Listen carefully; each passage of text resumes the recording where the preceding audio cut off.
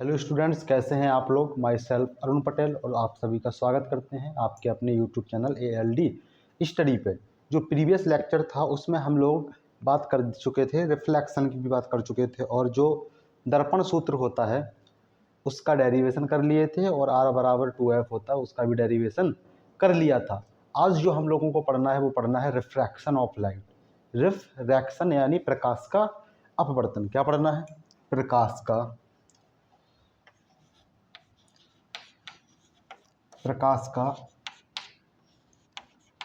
अपवर्तन। प्रकाश का अपवर्तन क्या होता है? यानी रिफ्रैक्शन ऑफ लाइट।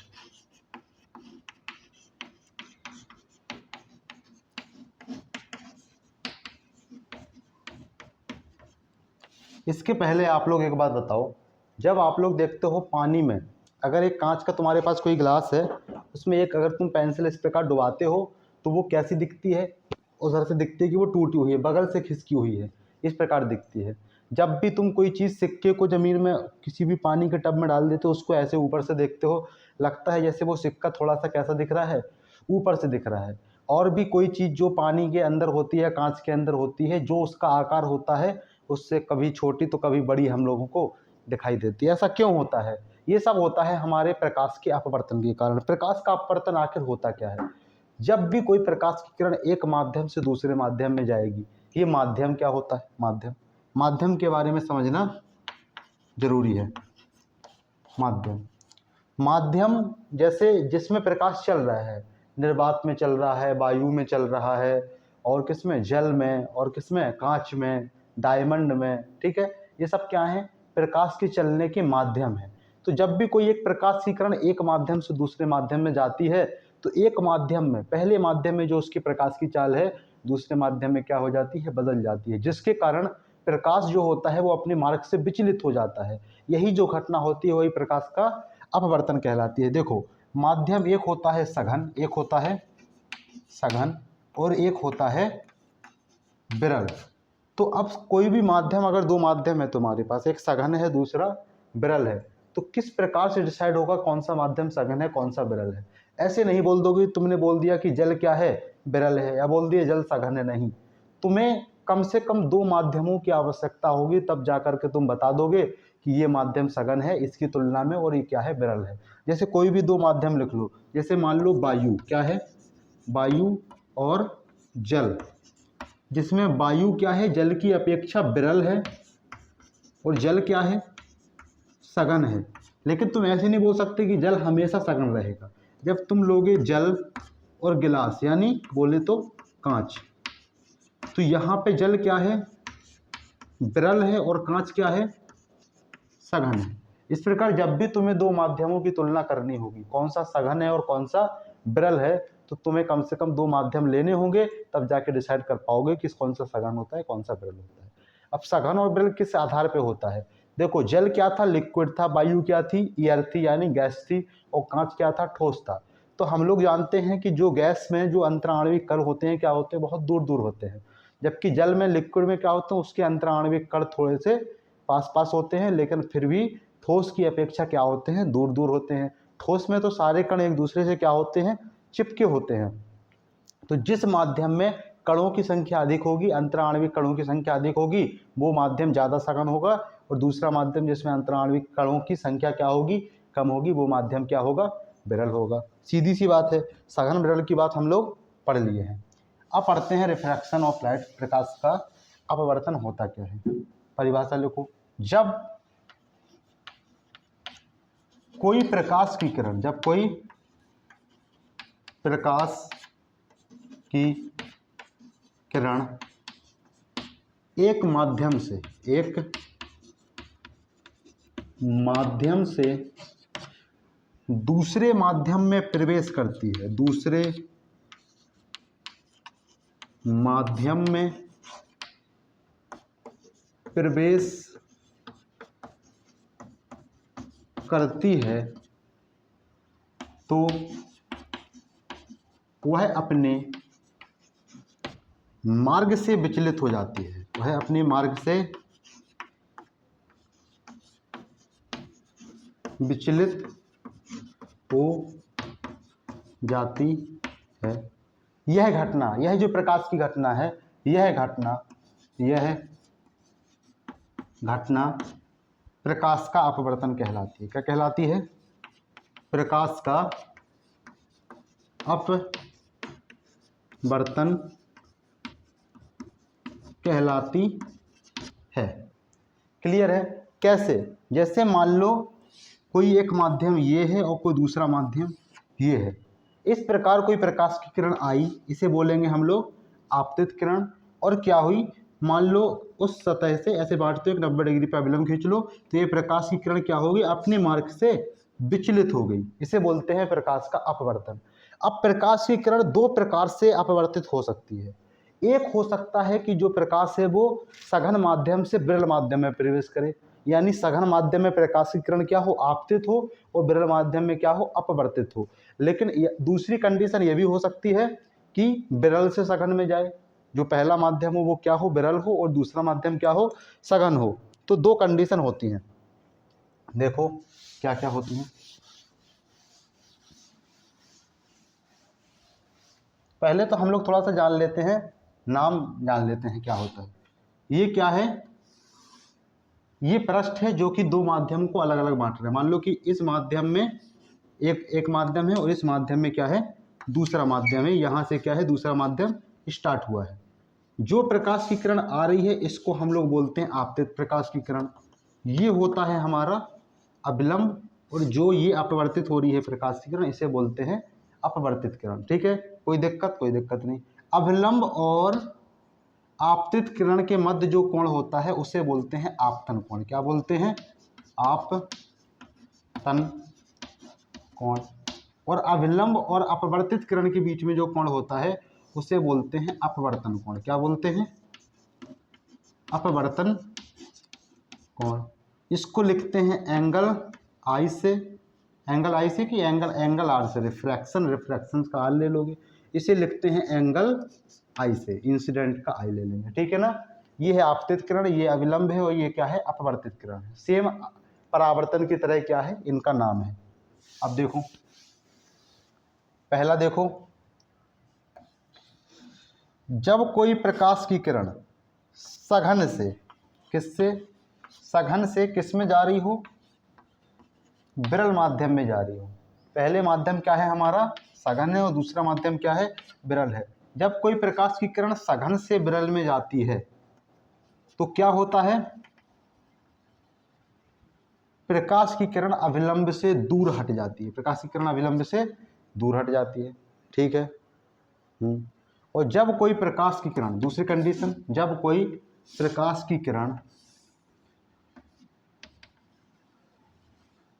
विरल से, किससे, विरल माध्यम से किस में जा रही है, सघन माध्यम में जा रही है, तो अभिलंब की ओर झुक जाएगी। पहले उसको इस प्रकार जाना चाहिए था प्रकाश की किरण को, और अभिलंब की ओर झुक गई, और इसको क्या है, इस प्रकार जाना चाहिए था, लेकिन अभिलंब से क्या हो गई, दूर चली गई। ठीक है ना? तो क्लियर है बात। जब कोई प्रकाश की किरण सघन माध्यम से विरल माध्यम में प्रवेश करती है तो अभिलंब से दूर हट जाती है। दूसरी कंडीशन क्या है, जब कोई प्रकाश की किरण विरल माध्यम से सघन माध्यम में प्रवेश करती है तो अभिलंब की ओर झुक जाती है। इस प्रकार से दो प्रकार से प्रकाश का अपवर्तन हो जाता है। ठीक है। अब देखो प्रकाश के अपवर्तन के नियम, प्रकाश के अपवर्तन के नियम।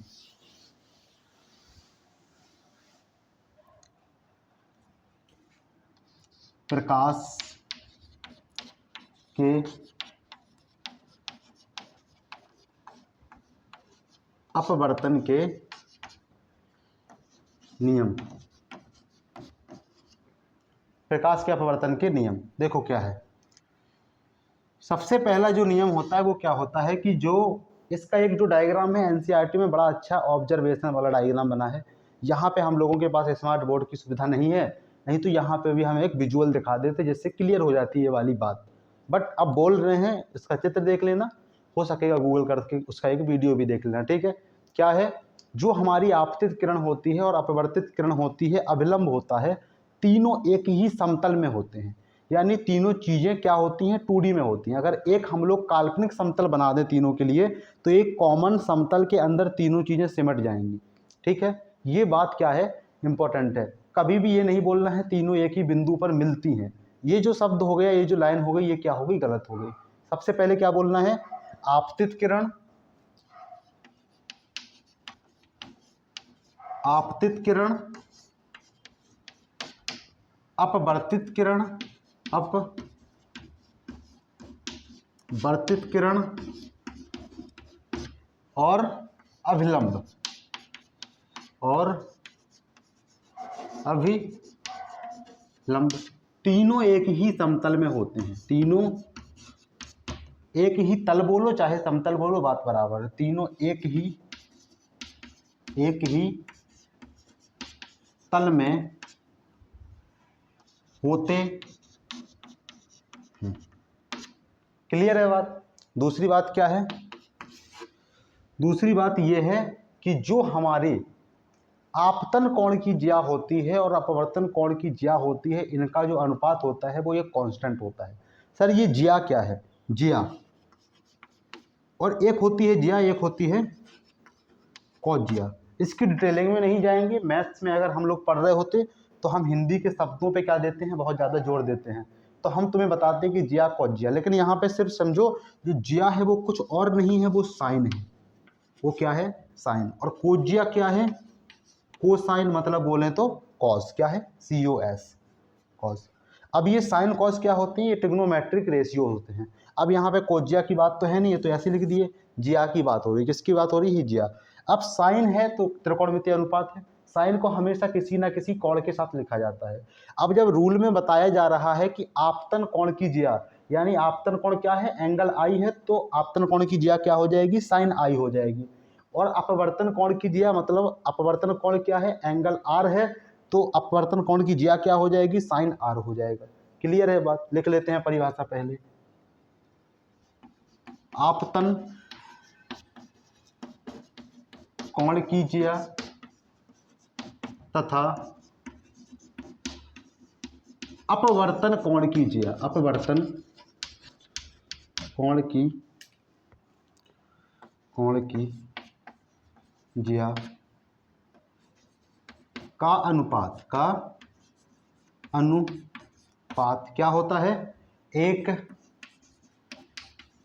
कांस्टेंट होता है। क्या होता है, एक कांस्टेंट होता है।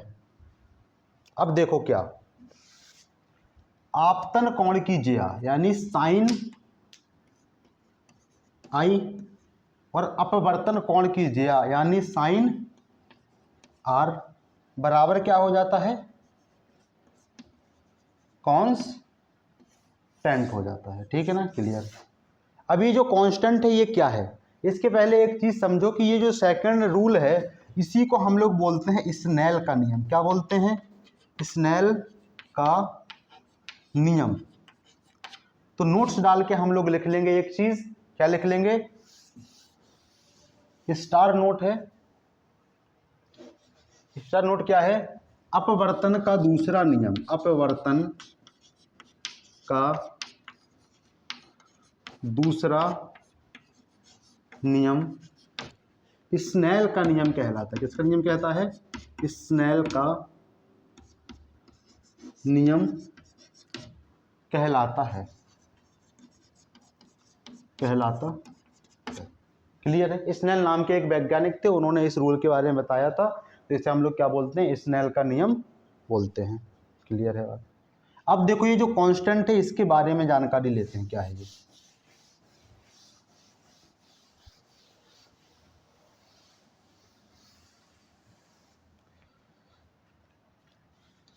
साइन आई बटे साइन आर बराबर क्या है, कांस्टेंट है। क्या है, कांस्टेंट। ये जो कांस्टेंट है इसको हम लोग बोलते हैं N21।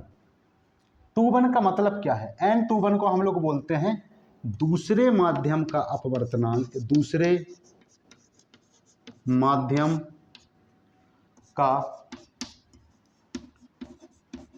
अपवर्तनांक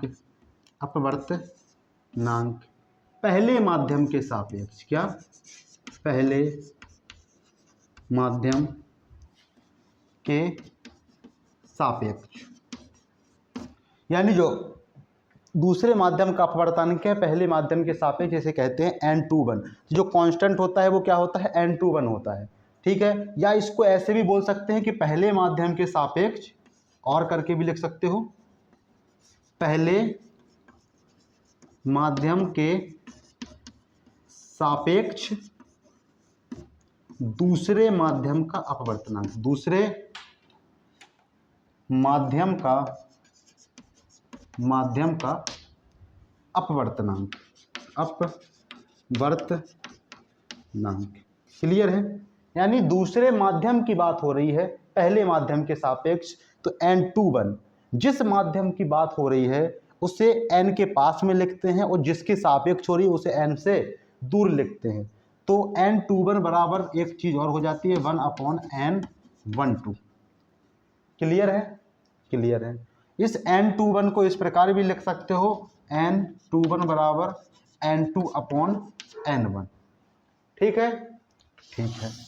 अब देखो एक दो एग्जांपल से हम लोग ये जो सापेक्ष वाली बात है, सापेक्ष अपवर्तनांक वाली, इसको क्लियर करते हैं फिर आगे बढ़ते हैं।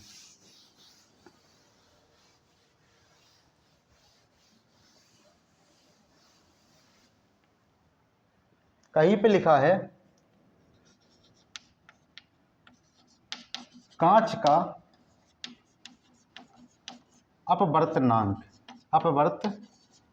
किसके सापेक्ष, वायु के सापेक्ष, वायु के सापेक्ष, या लिखा हो वायु के सापेक्ष कांच का अपवर्तनांक। तो इसको हम लोग किस प्रकार लिखेंगे, जो कांच होता है इसको रिप्रेजेंट करते हैं जी फॉर ग्लास, वायु को बोलते हैं एयर, एयर को करते हैं ए से। तो इस चीज को लिखेंगे, ये जो लाइन लिखी इसको एक शब्द में लिखेंगे एन, किसका अपवर्तनांक, कांच का अपवर्तनांक, यानी जी, और किसके सापेक्ष, वायु के सापेक्ष, यानी एन ऑफ जी। ये प्रेजेंट करेगी, ये जो चीज प्रेजेंट करेगी इस पूरी लाइन को। क्लियर है। एक और जैसे अगर हम लोग देखें वायु के सापेक्ष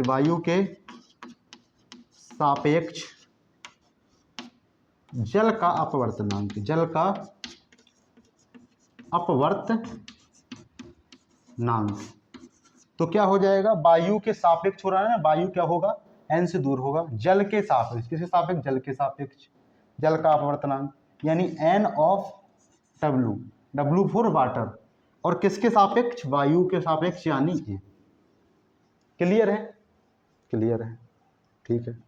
अब कांच का अपवर्तनांक वायु के सापेक्ष और वायु का अपवर्तनांक कांच के सापेक्ष में क्या अंतर होता है, तो हम लोग जानते हैं कि n ऑफ जी ए बराबर क्या हो जाएगा 1/n ऑफ ए जी। जो ए जी लिखा है वो क्या लिखा है, एयर का, यानी वायु का अपवर्तनांक कांच के सापेक्ष, ए क्या लिखा है, कांच का अपवर्तनांक वायु के सापेक्ष।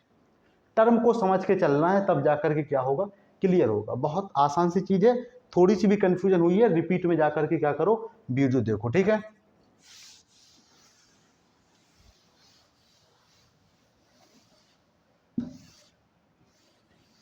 अब हम लोग आगे बढ़ते हैं। एक होता है हम लोगों का आंतरिक परावर्तन, क्या होता है, आंतरिक परावर्तन। आंतरिक परावर्तन आखिर होता क्या है, देखो आंतरिक परावर्तन की अगर हम लोग बात करें तो सिंपल सी बात होती है कि जब कोई प्रकाश की किरण सघन से, किससे, सघन से किस में जाती है, विरल में जाती है। और हमारे भाई लोग होते हैं अंग्रेज लोग, अंग्रेजों की भाषा में हम लोग आंतरिक परावर्तन को बोलते हैं इंटरनल, क्या बोलते हैं, इंटरनल रिफ्रैक्शन, क्या होता है, रिफ्रैक्शन, ठीक है, इंटरनल रिफ्रैक्शन। तो सघन और विरल, जब कोई प्रकाश की किरण, समझने वाली बात है, जब कोई प्रकाश की किरण सघन माध्यम से विरल माध्यम में जाती है तो क्या होती है, वो अपने मार्ग से क्या होती है, अविलंब से दूर हटती है। लेकिन आंशिक रूप से कुछ प्रकाश क्या होता है, रिफ्लेक्शन के नियमों का पालन करते हुए ए वाला जो एंगल है वही वाला क्या है, ये भी एंगल है। आंशिक रूप से, पूरा प्रकाश नहीं, कुछ प्रकाश अपवर्तित हुआ, कुछ प्रकाश क्या हुआ, परावर्तित हुआ। इसे बोलते हैं आंतरिक परावर्तन। क्या, आंतरिक परावर्तन, हाँ आंतरिक परावर्तन, इंटरनल परावर्तन। यानी ये जो सतह है ये क्या है, सघन वाला माध्यम है, ये वाला क्या है, विरल माध्यम। तो सघन माध्यम के अंदर ही अंदर कुछ प्रकाश क्या हो गया, परावर्तित हो गया, इसे बोलते हैं आंतरिक परावर्तन। तो इसकी परिभाषा लिख लो, परिभाषा लिखो, जब प्रकाश सघन माध्यम से विरल माध्यम में प्रवेश करता है तो अपवर्तन के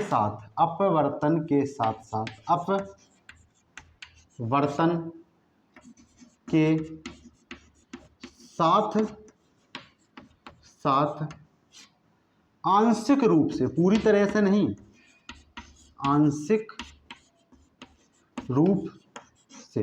रूप से मतलब क्या है, ये जो प्रकाश की किरण आ रही है इसका कुछ अंश परावर्तित हुआ है और कुछ अंश क्या हुआ है, अपवर्तित हुआ है। तो आंशिक रूप से क्या हो जाता है, परावर्तित हो जाता है, परावर्तित हो जाता है।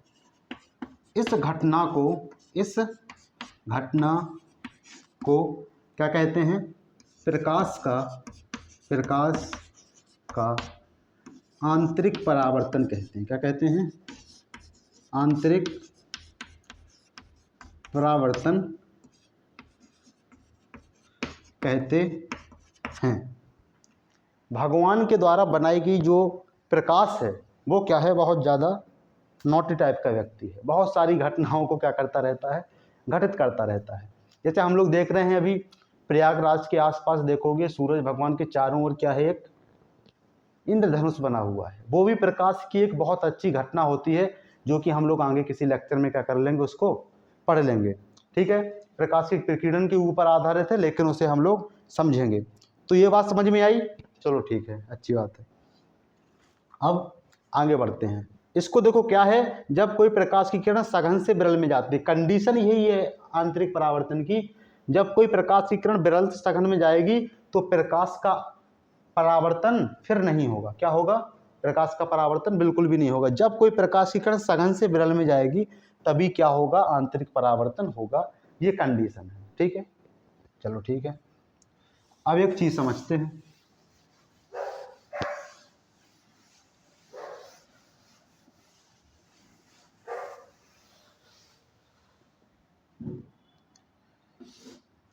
ये है सघन, ये क्या है, सघन माध्यम है, और ये क्या है, विरल माध्यम है। इस प्रकार कोई प्रकाश की किरण आई, दिस इज अविलंब, और इस प्रकार क्या हो गई, अपवर्तित हो गई। और इस प्रकार कुछ भाग इसका क्या होगा, परावर्तित भी होगा। इससे हमें अभी लेना देना नहीं है। ऐसे सोचो, धीरे धीरे जब ये प्रकाश की किरण को हम लोग, आपतित किरण को नीचे करेंगे, कैसे करेंगे, नीचे करेंगे, तो धीरे धीरे जो अपवर्तित किरण है ये क्या जाएगी, ऊपर जाएगी। इसको थोड़ा करेंगे, ये ज़्यादा चली जाएगी। कोई एक ऐसा मैक्सिमम आपतन कोण मिलेगा जिसके लिए जो प्रकाश की किरण है ये क्या हो जाएगी, देखना, मान लो कि इस एंगल पे ये जो प्रकाश की किरण है ये क्या हो गई, इस प्रकार जाने लगी। तो जो एंगल आर है वो कितना हो गया, 90 डिग्री होगा। कितना हो गया, 90 डिग्री। ये चीज क्या हो गई, जब कोई प्रकाश की किरण, ये देखो उठी नहीं है, इसको थोड़ा अच्छे से बनाओ, कंफ्यूजन ना रहे। एक ये अविलंब है, ये क्या है, आपतित किरण है। तो प्रकाश की किरण क्या होगी, इस प्रकार से जाने लगी। ठीक है, तो ये कितना हो गया, 90 डिग्री होगा। कितना हो गया, 90 डिग्री। तो एक ऐसा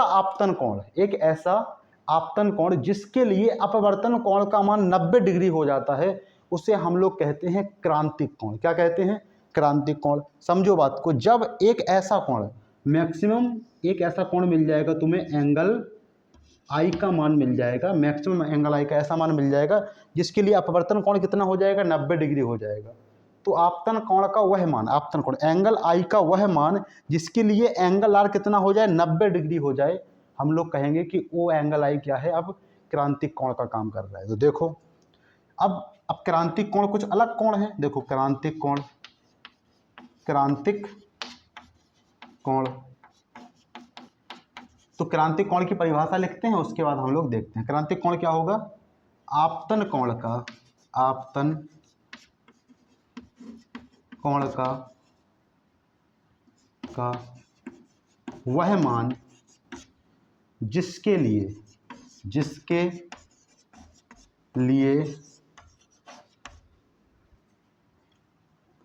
अपवर्तन कोण का मान, अपवर्तन कोण का मान कितना हो जाता है, 90 डिग्री हो जाता है, 90 डिग्री हो जाता है, क्रांतिक कोण कहलाता है, क्रांतिक कोण कहलाता है। ये परिभाषा लिखने के बाद ये डायग्राम बना लो, ये 2 डायग्राम बना लो, ठीक है। उसके बाद एक चीज लिखो, जैसे मान लो अगर क्रांतिक कोण को हम लोग आई से रिप्रेजेंट कर रहे हैं, किससे कर रहे हैं, आई सी से रिप्रेजेंट कर रहे हैं, तो देखना साइन आई सी और बटे में क्या होगा, साइन आर होगा, क्या होगा, साइन आर। तो साइन आर कितना है, साइन 90 है, बराबर क्या होता है, n/2 होता है, n क्या, n/2। अब साइन 90 का मान तो क्या हो जाएगा, 1 हो जाएगा, क्या हो जाएगा, 1। तो क्या आ जाएगा यहां से, साइन आई सी बराबर n/2। इस बात को लिख लेना कि साइन आई सी बराबर n/2, ठीक है। साइन आई सी बराबर n/2, ठीक है। तो क्रांतिक कोण समझ में आया कि वह कोण, वह आपतन कोण जिसके लिए अपवर्तन कोण क्या हो जाए, 90 डिग्री हो जाए, ठीक है। आगे बढ़ते हैं, पढ़ते हैं पूर्ण आंतरिक परावर्तन। पूर्ण आंतरिक परावर्तन क्या होता है,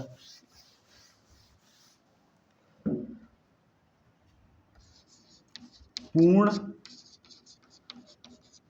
आंतरिक परावर्तन,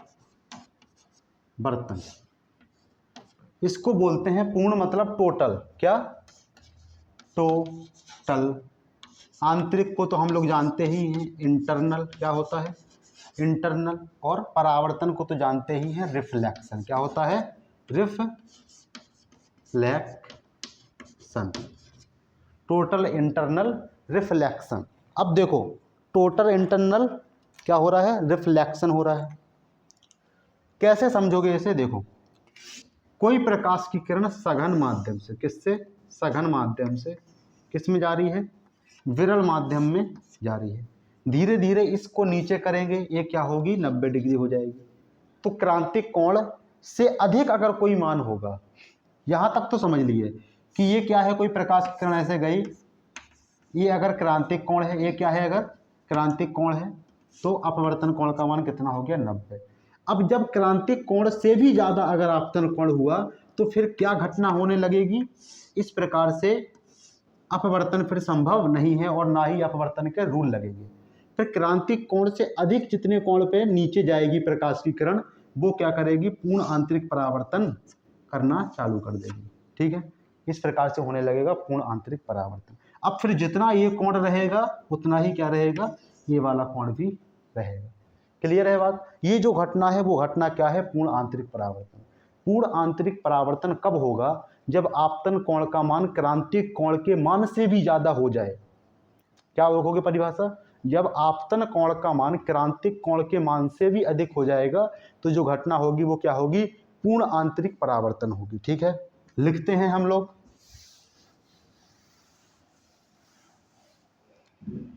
जब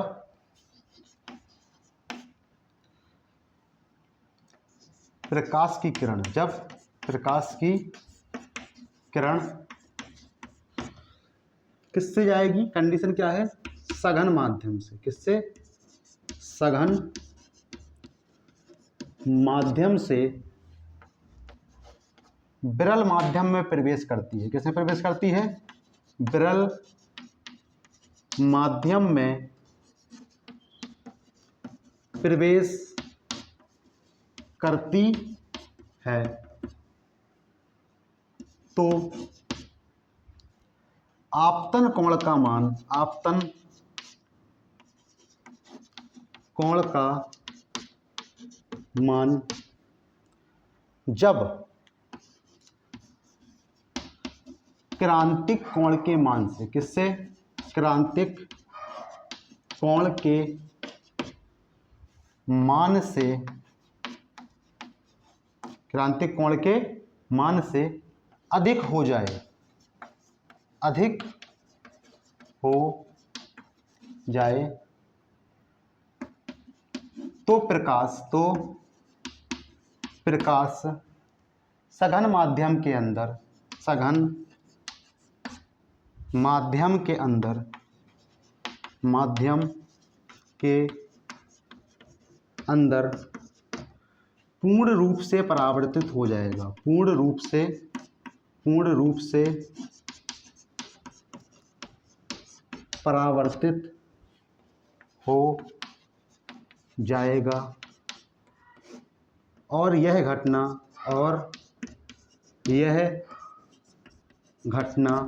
क्या कहलाएगी, पूर्ण आंतरिक परावर्तन कहलाएगी, पूर्ण आंतरिक परावर्तन कहलाएगी। देखो प्रकाश फिर एक घटना दिखा दिया, क्योंकि प्रकाश क्या है, बहुत नॉटी मैन है, this is very naughty boy. तो देखो फिर क्या हुआ कि प्रकाश क्या करेगी, पूर्ण आंतरिक परावर्तन शो कर देगा। कब करेगा, जब प्रकाश की किरण सघन से विरल में जा रही है। और क्रांतिक कोण हम लोग जानते हैं एक ऐसा कोण, एक ऐसा आपतन कोण जिसके लिए अपवर्तन कोण क्या हो जाए, 90 डिग्री हो जाए। अब वो ऑलरेडी किस पे चल रही है, सरफेस पे चल रही है। जैसे ही क्रांतिक कोण से मान से ज़्यादा आपतन कोण हुआ, वो क्या कर जाएगी, ऊपर जंप कर जाएगी। फिर थोड़ा अगर 1 डिग्री भी क्या हो गया, ज़्यादा हो गया, तो फिर वो उस प्रकार से शो करेगी जिस प्रकार से परावर्तन होगा, ठीक है ना। तो फिर जो वाला ये वाला एंगल बनेगा, इस प्रकार से आ रही है, इधर माध्यम है, फिर माध्यम में जाना ही नहीं है, इस प्रकार से क्या हो जाएगी, सीधी परावर्तित हो जाएगी, ठीक है ना। क्लियर है बात, क्लियर है। तो हमारा पूर्ण आंतरिक परावर्तन की घटना भी क्या हो गई, समाप्त हो गई। तो आज हम लोग क्या करते हैं, इसका स्क्रीनशॉट ले लो, नोट्स बना लो, और अभी आज हम लोग लेक्चर को क्या करते हैं, यहीं पे समाप्त करते हैं। तो मिलते हैं अगले लेक्चर में, तब तक के लिए ओके बाय। पढ़ाई लिखाई करते रहो और बने रहो ALD स्टडी पर, ठीक है।